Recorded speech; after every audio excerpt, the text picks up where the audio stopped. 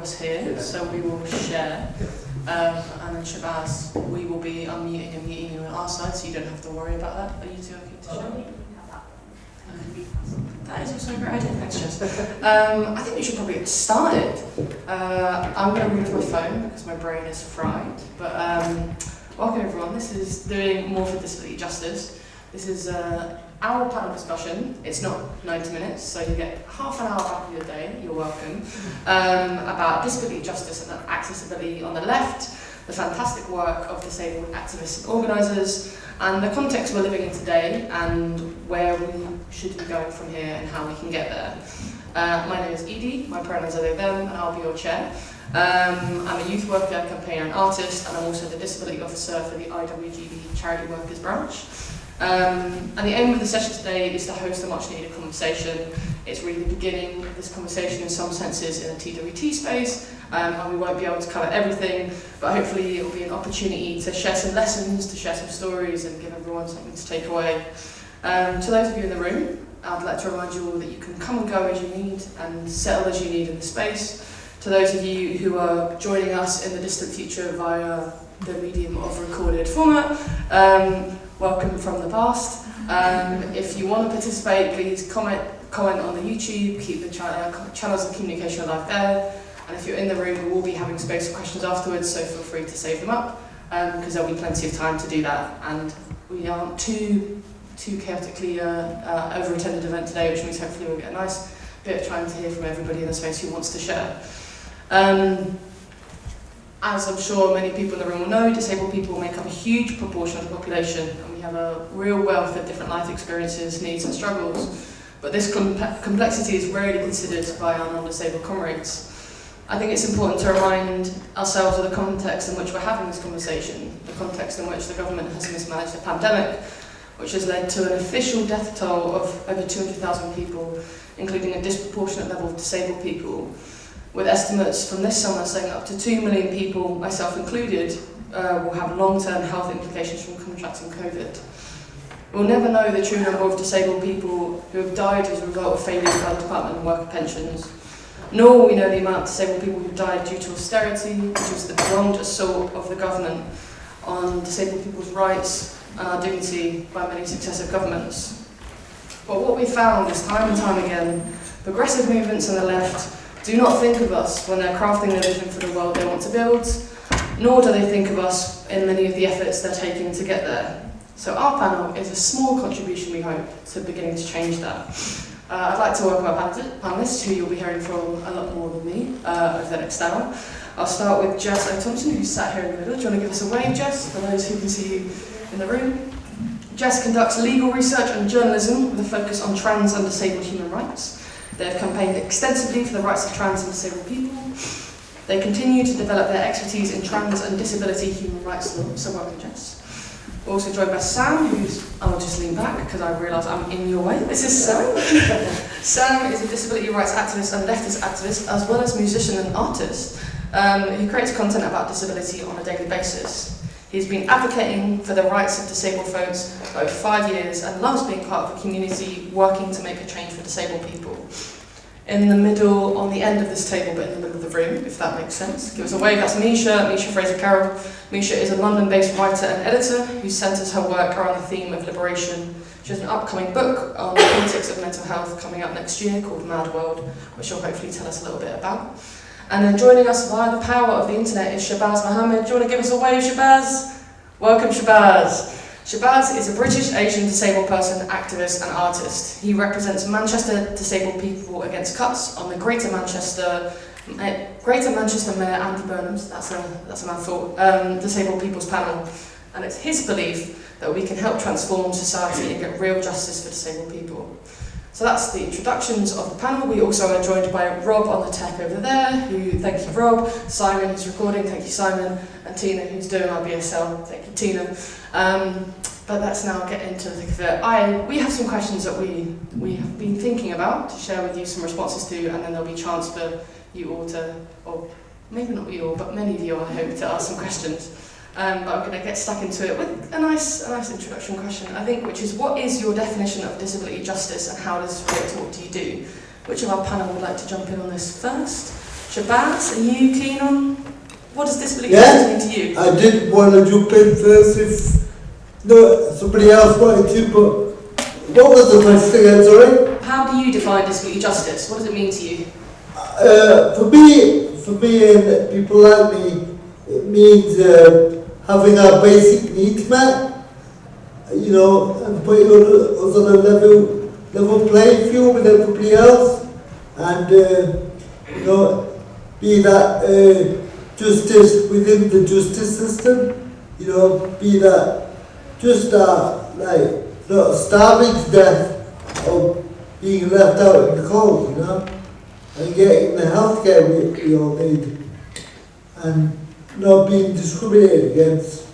That's what disability justice means. Sorry, that's a bit of a longer rambling answer, but it's a very big topic. It's a big topic and a very thorough definition from you, Shabaaz, thank you. I don't know if anybody in the panel wants to add a particular take or version. Jess, go ahead.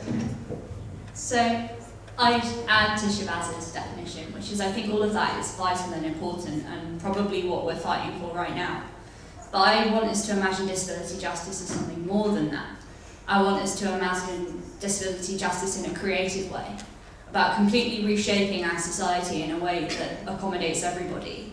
Not just so that we can live and have our basic needs met, but so that we can thrive, so that we can participate in society in a fully enabling way that makes us feel happy to be alive, to be part of the world.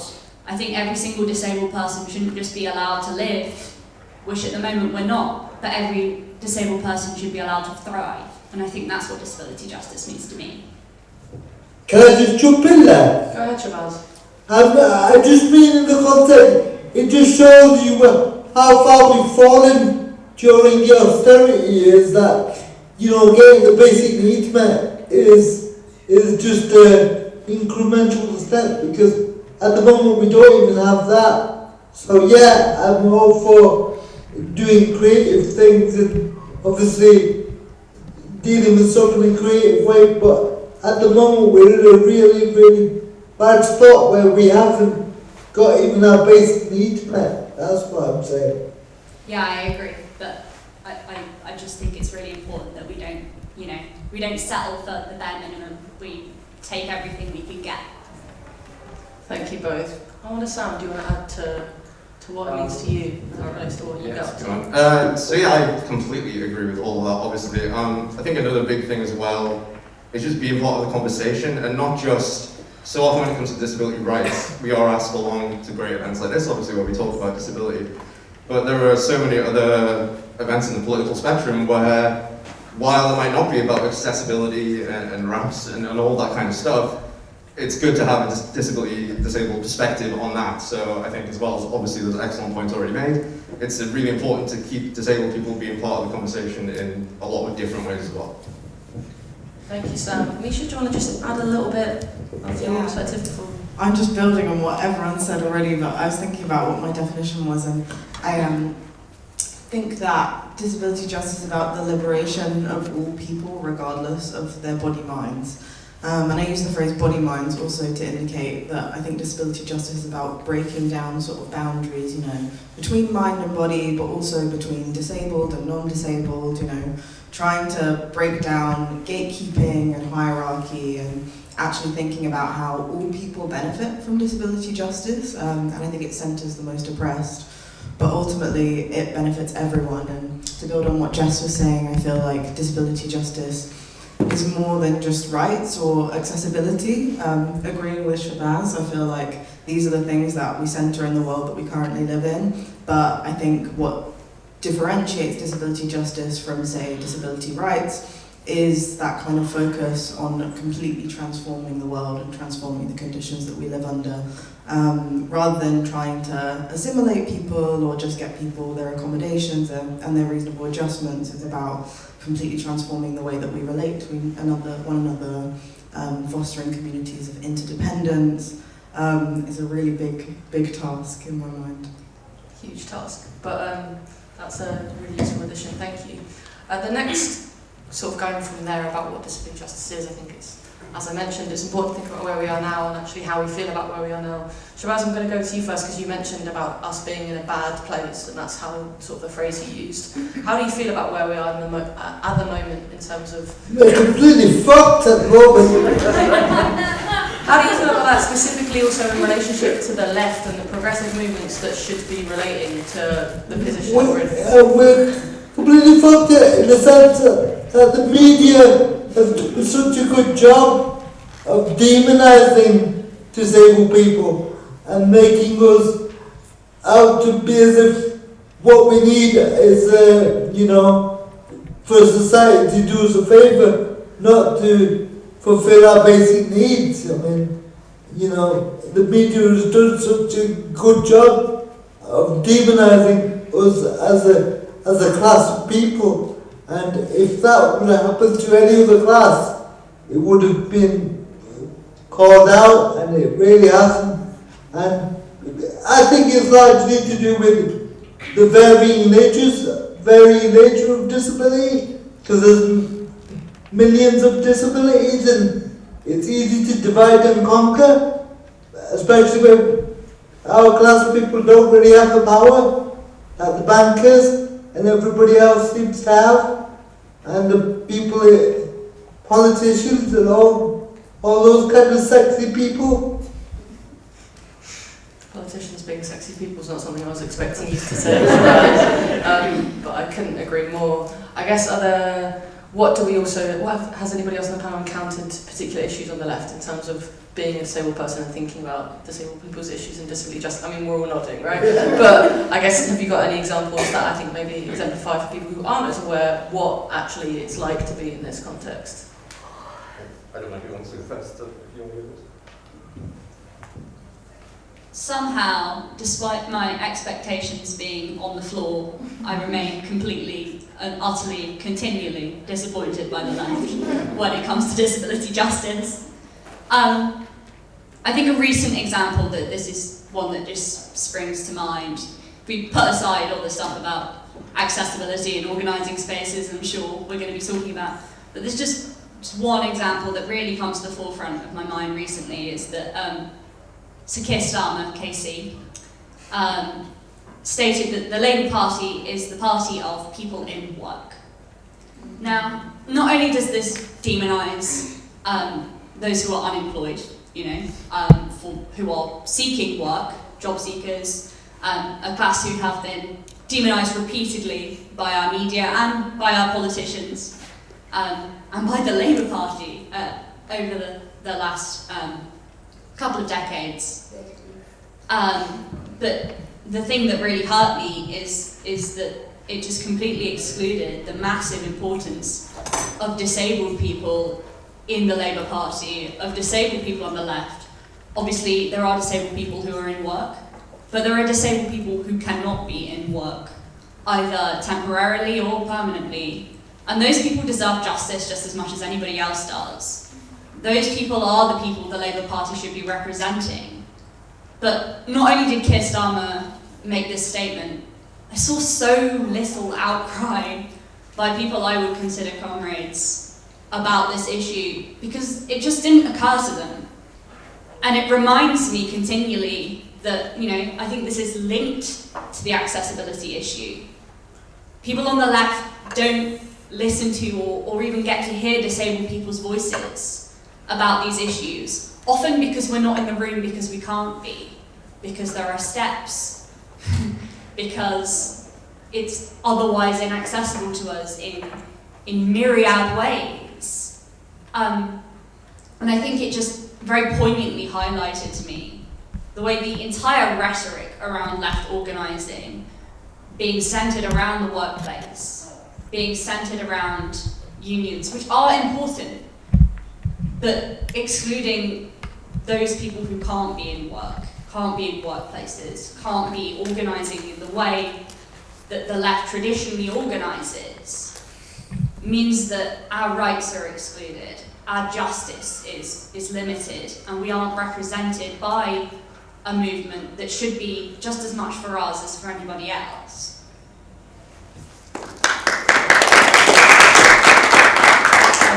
That really aligns with, I think, it shows how in bed the Labour Party is with the narratives of the DWP led by the Tories of forcing people into work, the idea that that is the optimum goal for everybody, and the fact that we don't have, you know, an opposition on the left that is actually challenging that is a really, really scary just position to be in. So I don't know if you wanted to add based on your experiences of where are things bad essentially, like especially what the reality checks to some people, many people in the room will know, but some people who won't know need to hear. Yeah, it can be a huge issue on the left, without a doubt. I can think of many examples of exactly what you said. And the problem is as well, when you're part of the left and you try and call out the left, it so often just goes to whataboutism. It's very rarely that you will be listened to and that your needs will be met in that respect. You know, like, if you want to talk about recent events like Pride this year, I had friends go to London Pride, Birmingham Pride. I tried to go to Newcastle Pride, but couldn't really manage because of inaccessibility. And it's in those sort of LGBT spaces and like protests and all the rest of it that you would expect, you would hope, as a disabled person, you would be listened to, it would be a safe space. And so often it's not. And today even, I had a bit of a striking revelation. I was in Liverpool City Centre and the Dockers Union were striking, marching. And I managed to join them for quite a lot of the way they were going. I don't know if you can march in a wheelchair, I guess I just wheeled aggressively. But you know, it was all these big dudes and they had a pretty accessible route. And you know, it's great to see, and it's something we do not see enough of, especially when it comes to like things like Pride, like I said, and unions and marches and stuff like that. We need to make them accessible. Obviously, when there are violent protests and stuff like that, it can be difficult to make that accessible to disabled people. However, I think it's still worth listening to disabled people, hearing what they have to say, trying to do what you can, not arguing or feeling defensive, because that is so often the way that I think, unfortunately, people on the left do go. So yeah, that's what I have to say on that. Sorry, can I just say something? Yeah, go ahead, Shabaaz. And I just think it's very important to mention that it seems to me that this particular Labour Party, or the Labour Party, alliterations of the Labour Party seem to play by the Tories' playbook and be controlled by the narrative. Like, for example, the Labour Party always goes on about sound money and fully costed manifestos and stuff like that now, just because the Tories have done such a good job of painting the Labour Party traditionally as not good on economics, whereas, as we've seen in recent days, it's the Tories that are not good at economics. Well, they're good for their own friends, but not the rest of the country. Thank you for adding that, Shabaaz. Micha, I didn't know if you wanted to add anything to this. Yeah, well, I was thinking about how I feel like the left is really wedded to the medical model. And there's still this kind of like thinking about disability as something that kind of exists in the form of like itemized diagnoses or medical conditions. And I have this chapter on disability in my book where I talk about that people think about disability as something that kind of happens over there or privately or in behind closed doors of medical spaces, when it's actually something that happens here. It happens in our communities, like it exists amongst us. And I feel like on the left, like there's just not very much acknowledgement of that. It's seen as something kind of peripheral or fragmentary or personal, rather than something that unites us all and is a social issue that we should be thinking about. And I think there's also, as Jess mentioned, this kind of thing of erasure. Like, so often in leftist spaces, like I've noticed people will talk about, you know, oh, if there was a disabled person in the room, this is the adjustment that we'd implement. You know, if there was a disabled person, we'd get a ramp, etc. And it's like, people don't consider that A, there are always disabled people, like in most given rooms where people are organising, even if people, regardless of whether they self-identify or don't self-identify, there is always someone who will be affected by the issues that affect disabled people and disability justice issues. But also there are people excluded from that room who would want to be in that room, but can't because of these adjustments not being brought in. And I think it's just often thought of as this if, and I was thinking also about the essay Sick Woman Theory, where the author talks about, there's this quote that's like, how can I throw a brick through the window of a bank if I can't get out of bed? And they talk about lying in bed and hearing Black Lives Matter protests happening outside their window, and just thinking, how on earth can I ever be involved in activism, in organising, when I'm disabled? But also so much of that is about the inaccessibility of our organising, of protest movements. I've definitely been at protests like with friends where we have to leave because we can't keep up with the pace of the protest that's happening. Events where people will say, you know, we had a scheduled break, but does anyone mind if we don't have the break, and just kind of skips it? That's inaccessible to people. And I was thinking about the Millions Missing March as well, which is in a really good documentary. What's it called? Unrest. So Unrest. Yeah, which looks at chronic fatigue and kind of protest around that. And I just think disabled people have so often come up with ways to actually make protest accessible to everyone, and have really led the way and demonstrated how we can do protest in different ways to how leftists kind of traditionally think about it. And they do a protest where they put out people's shoes in a public place, and there are just hundreds and hundreds of pairs of shoes to demonstrate how many people are missing. And it's really powerful and really creative, and yeah, I think that there's a lot of thinking that needs to be done in terms of how we can make our movements more liberatory for disabled people. But yeah, the situation on the left right now doesn't feel great. No, it really doesn't. But the frustration of that rich history, right, of incredible disabled people was organising, where lessons could be learned in many ways that just aren't seeming to get through in these spaces. A slight request that instead of clapping, if we're able to do just hands in order to make sure that we can accommodate everybody in the room. But on that note of the organising that's done well, and where that creativity has flourished, and people have not only been able to access, but real wins have been able to be achieved. Where is it going well? Do we have any examples across the panel? Things that are, for Jess, you're nodding emphatically. Do you want to take that first for us?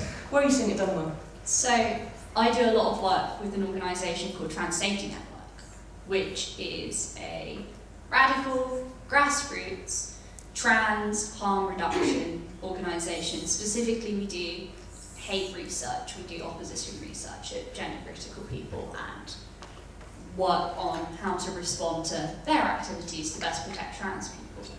Now, it's a small organisation, but everything we have done and do is rooted in disability justice, in radical, trans, feminist politics. These intersections, I feel, is often on the left, where we see the most good work done. Very often it will be tied with politics that is abolitionist. Politics will very often lead to these kind of perspectives, because I think what it does is it draws people to the social model rather than the medical model in their political thinking, their political organising. The private is political, and what these perspectives do, both trans liberation perspectives, crip liberation perspectives, is they frame our struggles as socially induced rather than of individual personalised conditions, as the medical model does. It frames disability as a personal and individual tragedy that can be, accommodated for. Whereas the politics that I'm interested in, the politics I've been involved in, is how do we radically shape our entire organisation so it is based around enabling the liberation of as many people as possible. And it can be done. We are doing it every single day. Are we doing it as well as we could do? Probably not, because one, we've got no money.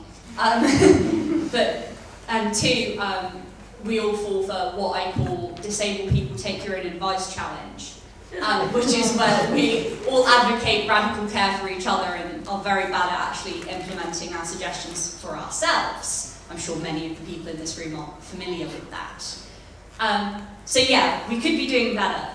But I feel like what we're doing in the activism we are doing is we are trying our very, very hardest with very, very limited resources to live the politics that we want to advocate for. And I just want more people on the left to try it, And I want these feminist perspectives, these queer perspectives, these crip liberation perspectives to be allowed to flourish on the left, to guide our organising, to really reinvigorate our politics.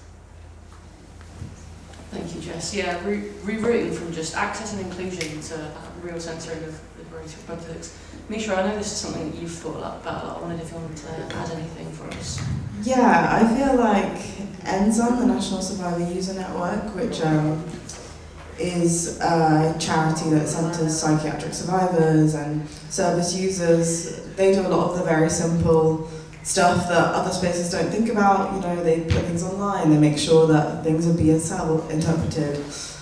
They have funds that mean that other small organisations can also fund BSL interpreters for their events, things like that. I'm in a crypt theory discussion group that I think is a really good example of just like the kind of no questions asked, like you don't need to show your diagnosis at the door kind of thing that I was talking about, unpacking, like, I don't know, for example, in that space will just be like, people can lie down, like if you want to lie down or be in bed, like there's this idea that if you're on a Zoom call it's like not professional if you're lying down, they're like you can be in bed, like you can sit in any way you want to sit, you can make any noises you want to make, if you want to step away or just leave the call, that's fine, if you only want to talk in the chat, that's fine, and they feel like really simple things, but I think it's that thing of like you don't have to give a justification, you don't need to give a reason, like I think that's what I was emphasising earlier as well, about that these things don't just benefit disabled people, they benefit everyone. Like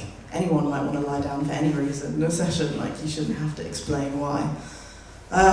So I feel like, yeah, that space feels very prefigurative to me of what a liberated future could look like. And we also allow each other to kind of make mistakes and mess up, or for things to be difficult or slow, or for misunderstandings to happen. Like, we don't kind of resist those things or become very uncomfortable by those things. We kind of allow spaces to be free and messy and crip, which I think is something that we should all be working towards. Thanks, Micha. Embracing the messiness of getting there, I think, is definitely an important thing. Put your ego aside and build towards it. Sam, you mentioned, you've already given us a great example of your unintentional march today. Do you want to add, what else has come to mind when thinking about where things are done well? You know, I kind of struggle with this one because I haven't worked with like a lot of bigger groups. Most of my activism is kind of done on Instagram and Twitter in my pajamas, you know. But I guess, you know, that's what's done well to me, is I see so many fantastic advocates and activists, you know, some with 10 followers, some with 20,000, whatever. And really, I think like a big thing the left could do, I guess, is kind of harks back to the last question, is like make sure you're following a diverse set of disabled creators, whether that be activists or artists or musicians or whatever. You're gonna pick stuff up every day from disabled people that you may not have thought about their everyday lives, because, you know, people with exactly the same disability, the exact same severity, will live two very different lives and probably have two very different ways of handling that. So I think for me, it's done well online. And I think, to go back to the last question again, an issue I see all the time is online activism not being taken seriously enough. So much is built up from tweets and Instagram posts and, you know, Telegram groups and Twitter and all of that. And it's easy to discount that, right? You might think, oh, well, it's just Twitter, and Twitter is a hellscape, and that's correct. But things can be built up off the back of that. Organising can be done online. I know exactly as everyone else has been saying, it can feel terrible to sit in bed and not be part of stuff, because even online activism is too hard for some of us, and that's completely understandable. But at the same time, I think we do need to take into account online activism and give it the respect it deserves, because whole movements can be built up from, you know, one post. So, yeah. Thanks, Sam.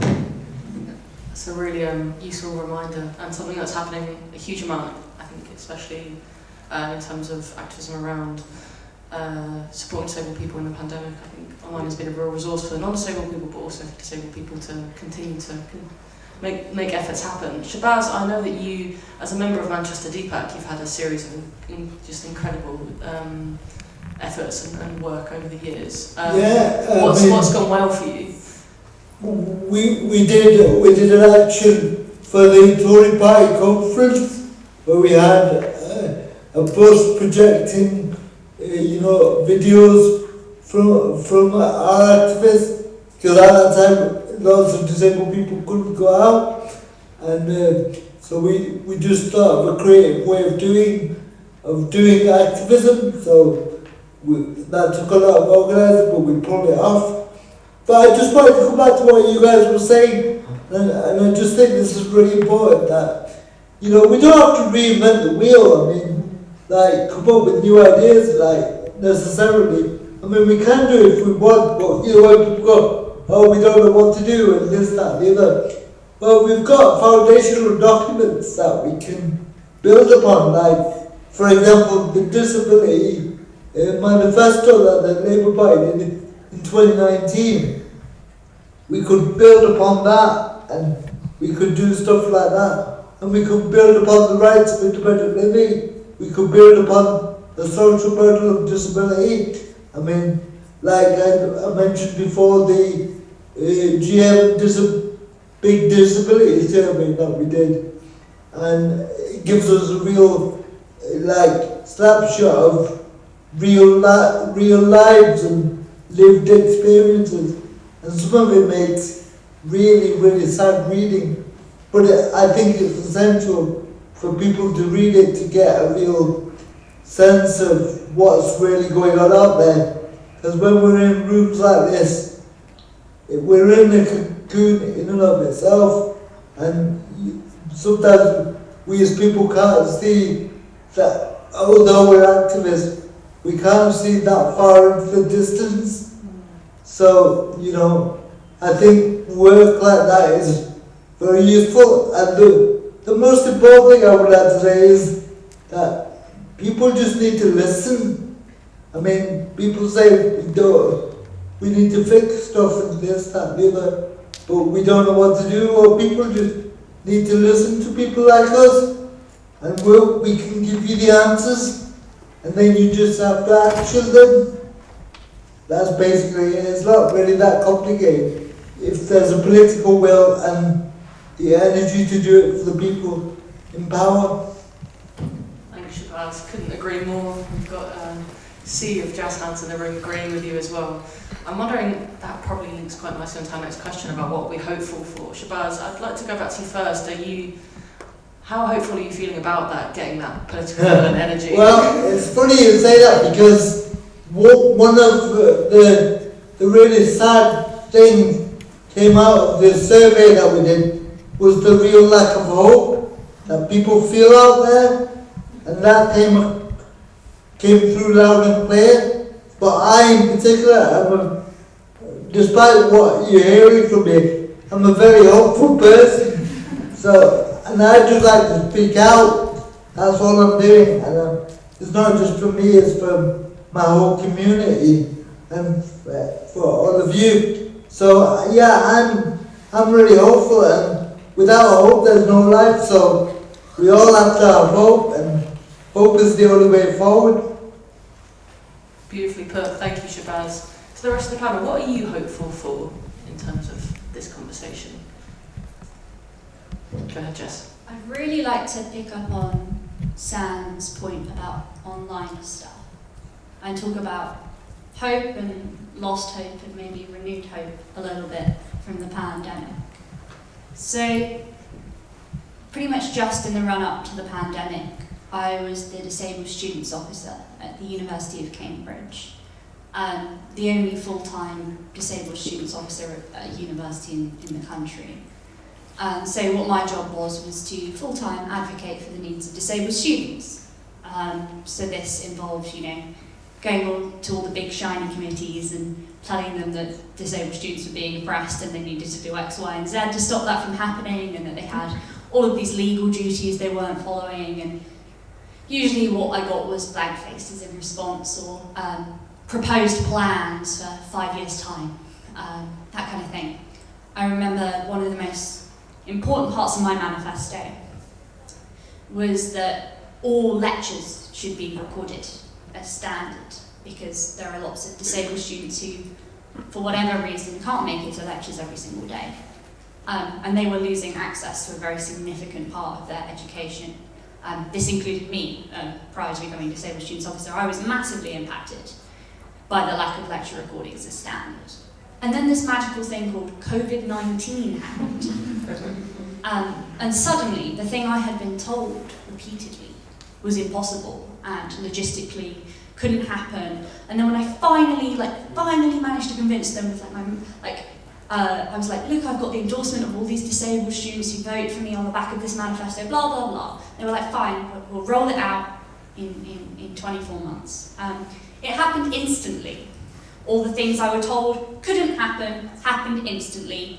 Why? Because they had to, for non-disabled students.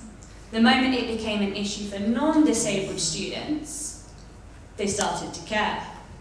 And it just highlights how very much our needs are seen as fringe, we are seen as a problem group of marginalised people whose needs are not as important as our non-disabled peers.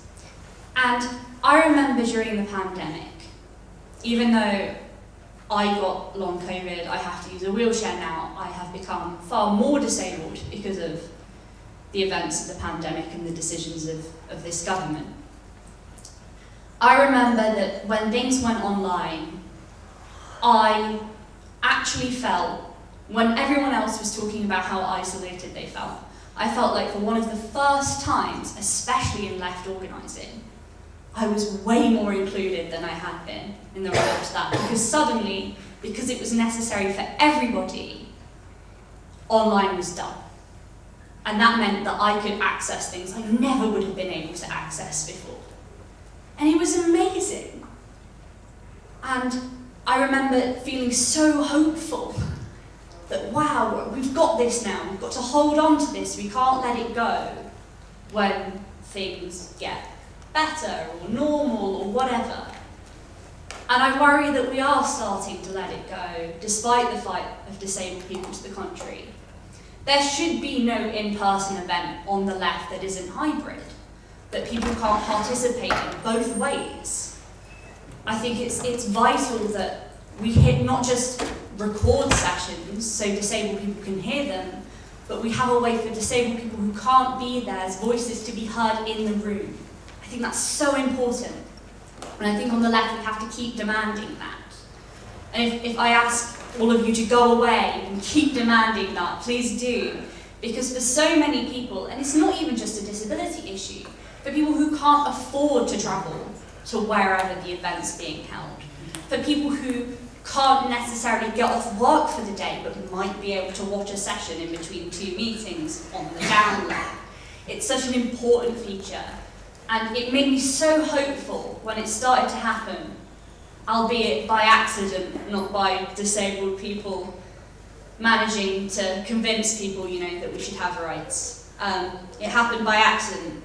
But all I ask is that we need to be hopeful that we can hold on to some of these things, some of the accessibility accidentally granted to us during the pandemic.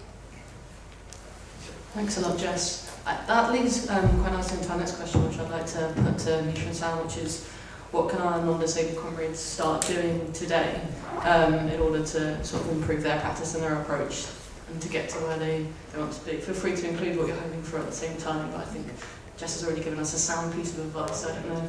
Misha, do you want to take the mic first? Yeah, just remember that we're in the room, or we want to be in the room. And that it's not an if there's a disabled person, like there is a disabled person. I think that's a really crucial thing. I think linking up struggles, like that's such a thing that I feel like I'm not really seeing happen. Like an example I was thinking about earlier was like the Black Lives Matter movement, which obviously had a huge resurgence in 2020. And in the US, Black Lives Matter did this big kind of manifesto statement about all of the groups that they wanted to include, how their struggle was a feminist struggle, it was a queer struggle, all of these things, but they didn't mention disability.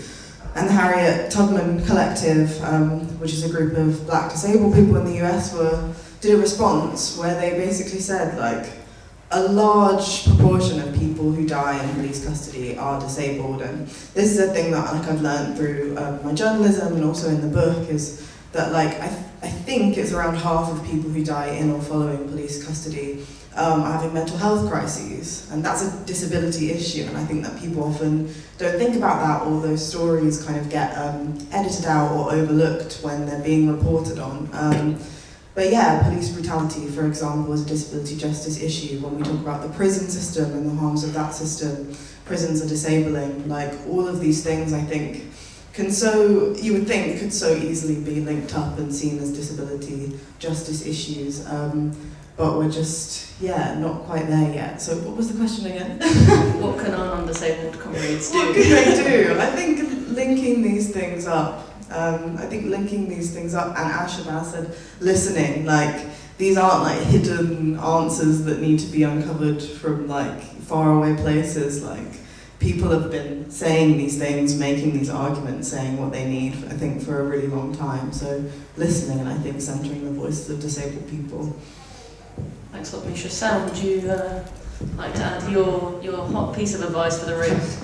Yeah, I guess on a much smaller scale, if we're talking about what you can do today to help disabled people, just open your eyes wherever you go. Or think about the place you're at. Is it accessible? And not just, as with trees, for me, obviously ramps are quite important.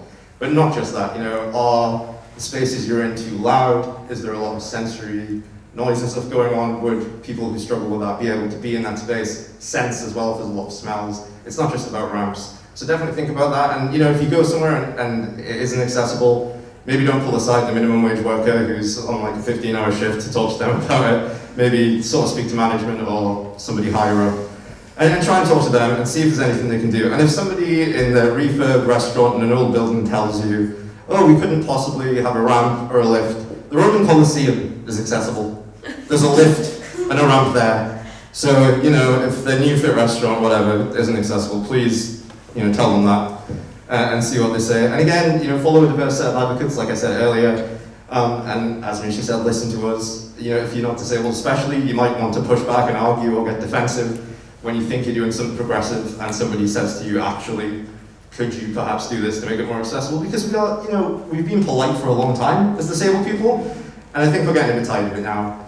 So if somebody comes at you a little bit annoyed that the place you are running or the event you're running is not accessible, try and understand that. It can be frustrating. Just yesterday, the hotel I was booked into had a lift, and as soon as it opened, I realized it wasn't even wide enough for my wheelchair to get in. That's frustrating. People are going to be annoyed at that sort of stuff.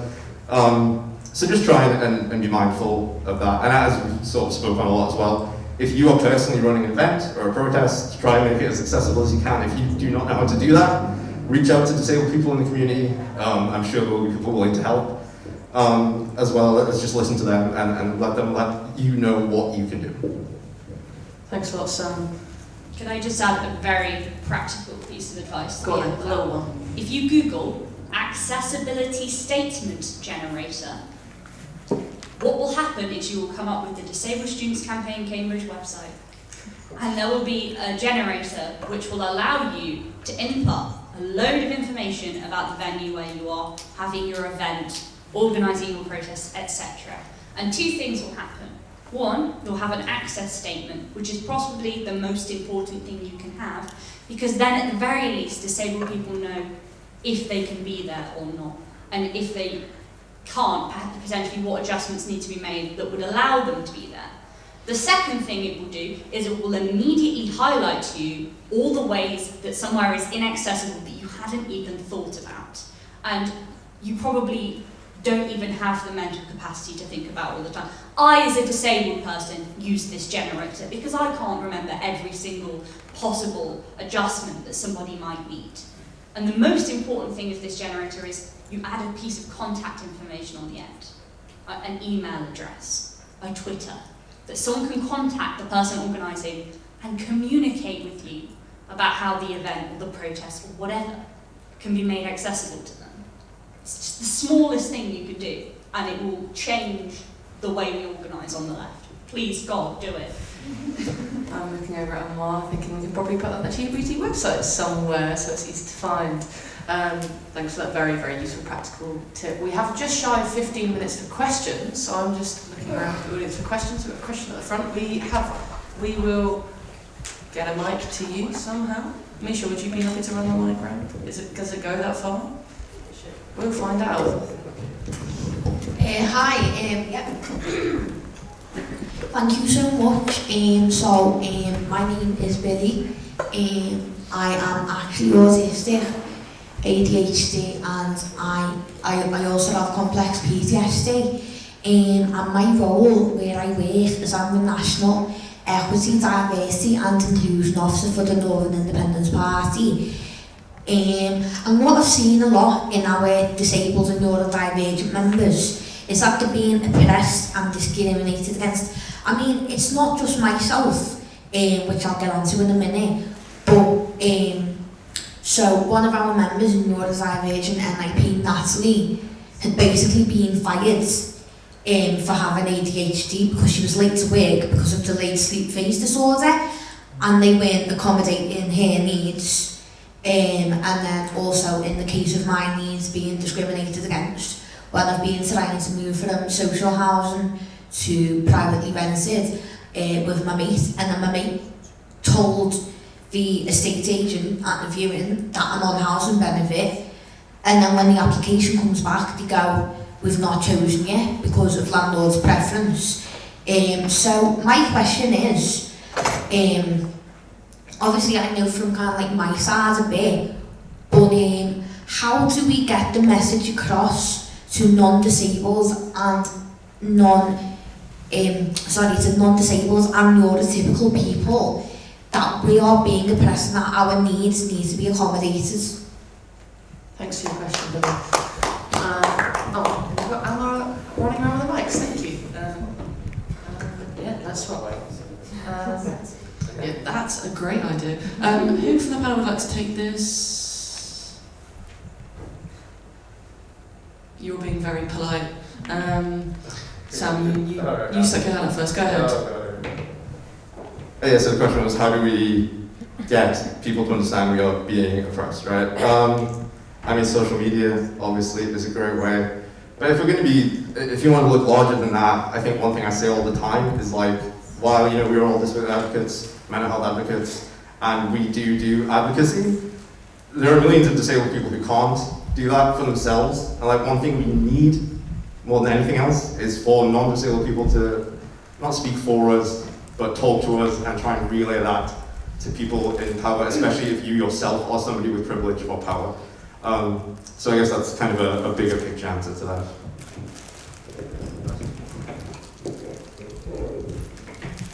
Yeah, well, I think all of these kind of issues are interlinked, right? And that in order for people to know this stuff's going on, they have to listen to disabled people. And in order to listen to disabled people have to be in the room, right? Able to actually have these conversations. And the left needs to open itself up to them. We hear horror stories from various marginalised groups all the time, either through social media or through the organising spaces we're in. And it's absolutely vital that people are able to share these lived experiences and that we're able to organise around them and act on them. But the vital thing is, unless we take the first step and make the spaces accessible ourselves, we're just replicating the same oppression that we're calling other people out for. How can we criticise an employer for discriminating against its neurodivergent employees when we on the left discriminate against neurodivergent people in the way we organise? It would be hypocritical of us, and it also means that we don't get to hear these perspectives. So I think all of these are very, very vitally interlinked, and that we need to kind of look at our own house first and sort out how we are enabling disabled people to take part in the movement so that we can hear these things, so that we can start organising and listening to disabled people and taking the radical action we need to take to liberate disabled people.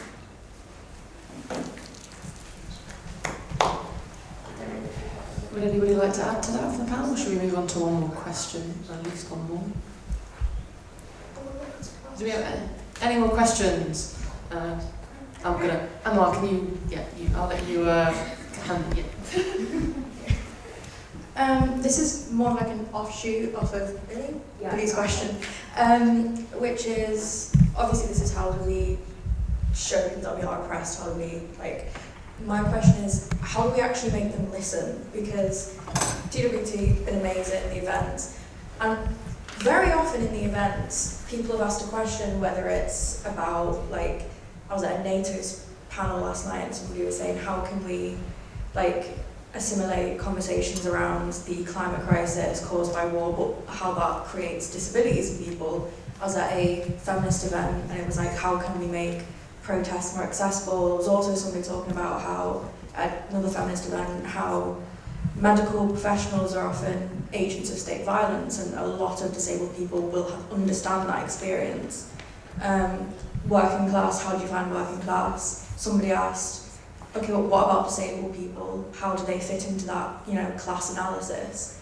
And all these questions were presented to people, and the way they were just sidestepped was beautiful, really. It was a work of art, but it's like, it was almost as if it's just never come up in their analysis before, and they can't make room for it.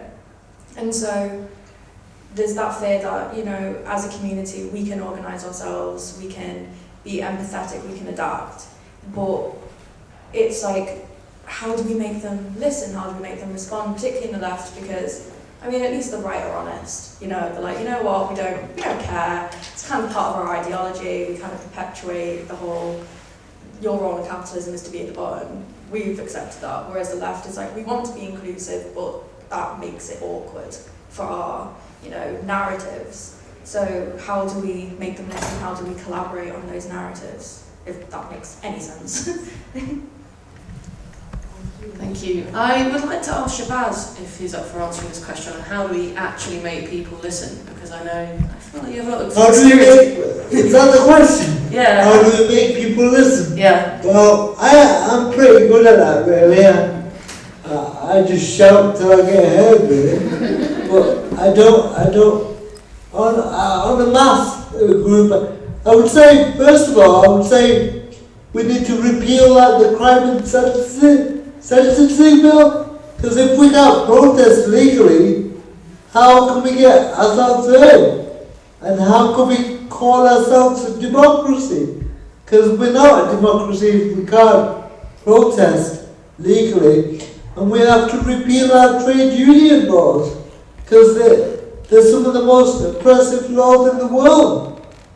You know? And historically we go about being a democratic nation, but we're sleepwalking into being like a developing country. The pound has crashed. So much for Brexit giving us the right to control. We've lost all semblance of fucking control at all. Nobody's got any control of anything. So, yeah, I'm sorry I'm getting away from your question, but the way to get people to listen is by having the laws to make sure we do get listened to. And if we don't, we do direct action. And that's the only other way. Thanks, Shabaaz. I just wanted to ask Micha if she wanted to add to that, I guess, because also helping people see mental health as a disability issue is something you've spent a lot of time doing and it's been a challenge. Like, do you have a response to ask the question of how to get people to listen based on that experience? I just want to acknowledge that it's like quite a painful question as well. Like, I think, how do we get people to listen? Like, how do you get someone to see that, like, people are dying, people are in pain? Like, I think that's a question that, like, a lot of justice movements, like, constantly ask, is how do we get people to listen? But I think it's something that uniquely manifests for disabled people to, a huge extent. And it's kind of like, the job isn't really, the job shouldn't really be on us. It should be on them to listen. And I guess, historically it's been kind of using every tool that we have in our arsenal, like, even though these are imperfect tools, disabled people have a long history of reaching for the law, even though we know that the law is oppressive in many ways, is imperfect in many ways, because it's kind of the only thing that we have to lean on sometimes. Putting people on blast on Twitter, again, like, it's not always the best way to do things, but sometimes it gets the job done. I think it's really difficult. And I think to build on what you were saying about mental health, through the lens of disability, I feel like, even though it's kind of just an entry point, I often feel like using the legal definition of disability has helped people come around to understand how we can think of mental health through the lens of disability, even though I don't think that law, I think that law is very imperfect and kind of doesn't go far enough. And the law is never really going to tell us or show us what disability is, but I think we have these different tools that can at least be entry points, or at least can be tools for praxis, even if we want to do away with them eventually. Thanks, Misha. I'd just like to add in response to your question that hopefully, I think it's probably a damning example of how we need to be having conversations like this at TWT and getting those speakers in these rooms and being like, you have a gap, you have quite a big gap, and how like disability justice as a part of political education is something that is often just not put as a tool or not seen as the 101 or the foundational of, you know, like a socialist understanding of what the world we want to build.